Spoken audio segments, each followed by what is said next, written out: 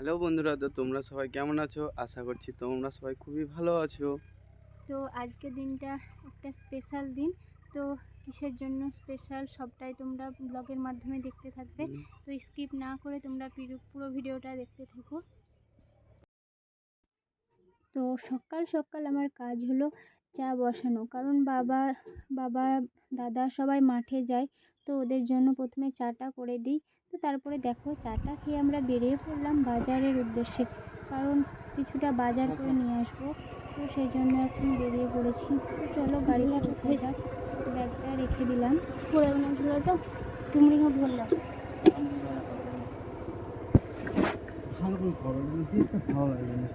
চলো যাওয়া যাক। তো দেখো, আমরা বাজারে চলে এসেছি। এখন বর গাড়িটা সাইড করে নিচ্ছে, কারণ এক সাইডে রেখে দেবে। বাজারে তো প্রচণ্ড পরিমাণে ভিড়। আর এই বাজারটা হচ্ছে আমাদের গ্রামেই, মানে বাস স্ট্যান্ডে। তো তারপরে দেখো, প্রথমে চলে এসেছি মাছের দোকানে। তো এখানে তো অনেক ধরনের মাছ নিয়েছে। তো আজকে বাড়িতে যেহেতু মাংস হবে, তো মা তো মাংস খায় না, তো সেজন্য ভাবছি মায়ের জন্য মাছ নেব। তো এখানে দেখছি কোন মাছটা নেব। তো মাছ তো অনেক রকমেরই আছে। তো এর কাছে ওর কাছে দেখে বেড়াচ্ছি কোনটা নেওয়া যাবে। তো আমাদের মাছ নেওয়া হয়ে গেছে। তো তারপরে চলে আসলাম সবজির দোকানে। তো সবজি নিয়েছি, দেখো বিনস আর দুটো লেবু, কাগজি লেবু। তো ওখানে তো আমাদের বাজারে তো প্রায় কেনাকাটা হয়ে গেছে। তো তারপরে চলে এসেছি মুদিখানার দোকানে। তো নিয়ে নিয়েছি চাল আর মশলাপাতিগুলো নিয়ে নেব। তো সব কিছু কেনাকাটার পর, সব কিছু হয়নি, এখনও মাংসটা কিনতে আছে। দেখো, তারপরে ব্যাংকে চলে এসেছি টাকা তুলতে। তো তারপরে বর এখানে মাংস নিতে এসছে। আর দেখতেই পাচ্ছ আমি সাইডে দাঁড়িয়ে রয়েছি, কারণ আমি বললাম তুমি মাংসটা নিয়ে এসো, আমি এখানে দাঁড়িয়ে থাকছি। তো সেজন্য আমি সাইডে দাঁড়িয়েছিলাম। তো সব কিছু কেনাকাটার পর আমরা চলে যাচ্ছি বাড়ি।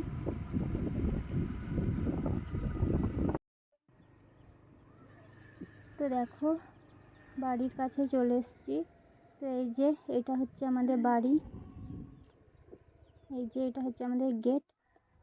তো দেখুন, এখানে বাজার করে নিয়ে চলে এসেছি। এই যে একটা আম নিয়ে এসেছি, বিমস নিয়ে এসেছি, টক দই, কাজু, কিশমিশ, এলাচ, আর যে সব রকমের মশলা, আর এই যে চাল, আর এটা হচ্ছে মাংস। তো বন্ধুরা, পোলাও বানাবো, তো সেজন্য নিয়ে চলে এসেছি এই যে চাল। তো চালটা এখন ভিজিয়ে রাখবো, সেজন্য একটা বাটির মধ্যে ঢেলে নিলাম। তো এবার জল দিয়ে দেব।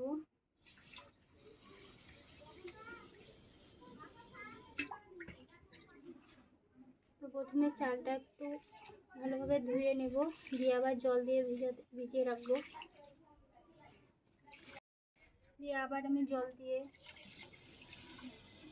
আবার জল দিয়ে দিলাম। তো চালটা এখন ভিজুক। তো চলো। তো বর এদিকে মাংসটা ম্যারিনেট করে রেখে দিচ্ছে। তো মশলা মাখানো হয়ে গেছে। তো এখন কাগজি লেবুর রসটা দিয়ে দিচ্ছে, তারপরে ঢাকা দিয়ে রেখে দেবে, দিয়ে পরে রান্না হবে। তো এখন মাংসটা ম্যারিনেট করে রেখে দেওয়ার পর বর এখানে পোলাওটা করে নিচ্ছে, কারণ আমি অতটা ভালো রান্না করতে পারি না, তোমাদেরকে আগেই বলেছি। তো বর আমার খুব ভালো রান্না করতে পারে। তো টেস্টও হয় খাবারের, কিন্তু আমি বানালে অতটা টেস্ট হয় না, পারি কিন্তু অতটা ভালো হয় না। তো সেজন্য আজকে সমস্ত দায়িত্ব বরের উপরেই দিয়েছি। তো বরই এখন দেখো রান্নাগুলো করে নিচ্ছে। তো ওদিকে পোলাও হয়ে গেছে। তো এখানে এবার হবে মাংস। তো উনুনেই দিল মাংসটা, কারণ গ্যাসটাতে অনেকটা দেরি হবে, সেজন্য উনুনটাতেই দিল। কাঠের জ্বালানিতে রান্নাও ভালো হয়। তো প্রথমে এই যে আলুগুলো কষে নিচ্ছে। তো তারপরে পেঁয়াজ দিয়ে দিয়েছে কড়াইয়ের মধ্যে, এলাচ, পেঁয়াজ। তো পেঁয়াজটা একটু ভালোভাবে ভেজে নেবে, তারপরে মশলা দিয়ে দেবে। তো দেখো, মশলাও দিয়ে দিয়েছে।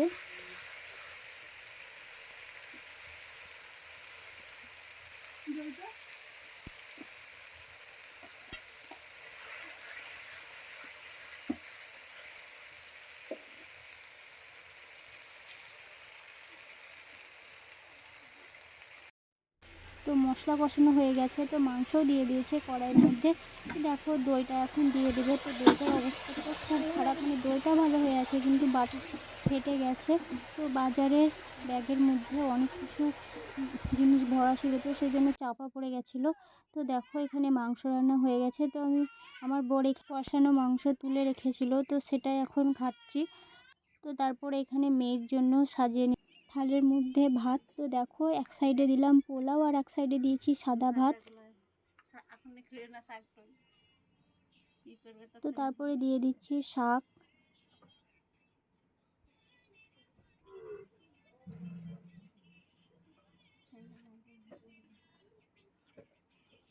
তো এখানে 5 রকমের আমি ভাজা করেছিলাম, তো সেই ভাজাগুলোই দিয়ে দিচ্ছি।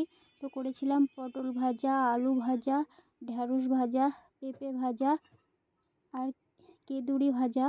তো সেটা এখন দিয়ে দিচ্ছি। তো মাছের মাথাটাও ভেজে দিয়ে দিয়েছি থালের মধ্যে। তো এখন সাজিয়ে দিচ্ছি। তো আর হয়েছে আমের চাটনি আর মাংস, ডাল আর পায়েস, মিষ্টি। তো এটাই হচ্ছে, মানে যতটুকু পেরেছি মেয়ের জন্য আয়োজন করেছি। তো মেয়ে তো একা বসে খেতে চাইছে না, কান্না করছে। তো সেজন্য আমার কোলের মধ্যে ওকে বসিয়ে নিয়েছি।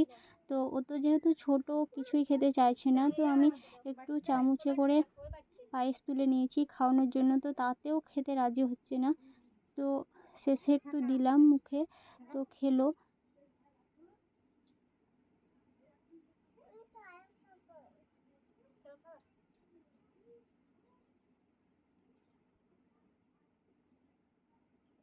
এ আর কাঁদবে না, দেখো। তো দুপুরের খাওয়া দাওয়ার পরে এখন বেরিয়ে পড়েছি মেয়ের জন্য কেক আনতে। তো কেকের দোকানে যাচ্ছি। তো কেকের দোকানে যাব, তো অর্ধেকটা রাস্তায় এসেই মানে আমাদের গাড়ির তেল শেষ হয়ে গেছে। তো বাড়ি থেকেই বর বলছিল যে যাওয়া হবে না, গাড়ির তেল শেষ হয়ে যাবে। তো আগেও ভরা হয়নি কারণ দোকানটা বন্ধ ছিল, আর আমাদের বাড়ি থেকে পেট্রোল পাম্পটা না অনেকটা দূরে, তো সেজন্য যাওয়াও হয়নি। তো এখন একটা দোকান থেকে আপাতত কিনে ভরে নেবে তেলটা গাড়ির মধ্যে। তো এই যে এই দোকানের কাকিমা তো আজকে দোকানই খুলেনি, কিন্তু বাড়ি থেকে ডেকে নিয়ে আসতে হলো। তো কাকিমা দিয়ে দিয়েছে তেল। তো তারপরে বর এখানে গাড়িতে ভরে নিয়েছে।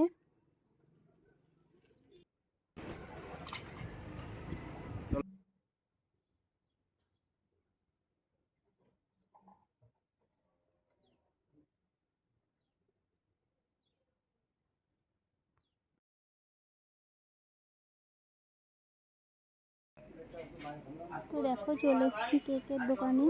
তো এতটা তো অনেক রকমের কেক দেখালো, কিন্তু আমাদের এখানে একটা কেকও পছন্দ হয়নি।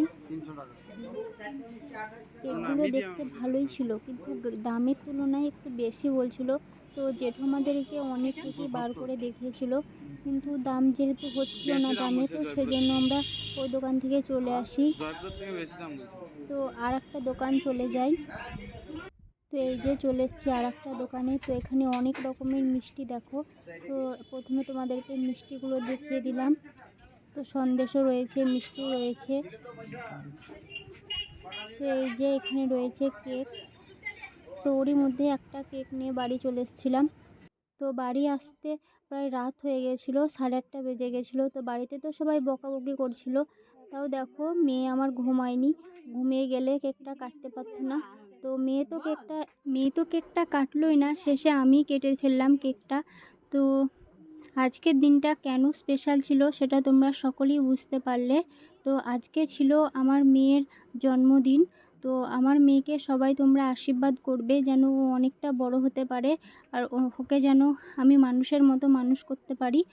তো চলো বন্ধুরা, আজকের ভিডিওটা বেশি বড় করব না। তো সবাই ভালো থেকো, সুস্থ থেকো। তো দেখা হচ্ছে নেক্সট ব্লগে।